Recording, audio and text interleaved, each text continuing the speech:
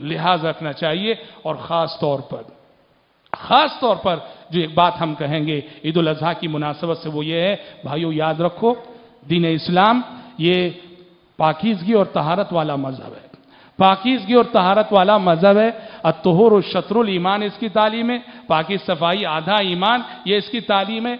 और इब्तिदाई ज़माने वही में प्यारे नबी से कहा गया, वसियाबका फतहहिर, अपने लिबास को पाक साफ रखिए, वरुज्ज़ फहजुर, हर किस्म की गंदगी से दूर रहिए। इब्तिदाई वही में आप सल्लल्लाहु अलैहि वसल्लम से कहा गया, सूरतुल मुद्दस्सिर की आयतें जब नाजिल हुई थी तब। तो लिहाजा कुर्बानी के मौके से अपनी गली को गंदी करना, अपने मोहल्ले को गंदा करना, जानवर का खून सड़कों पे डाल देना, जानवर की गिलाजत लाके सड़कों पे डाल देना, किसी सूरत ज़ेब नहीं देता। एक मुसलमान के लिए, एक लायक मुसलमान के लिए, एक मिसाली मोमिन से कभी ऐसा हम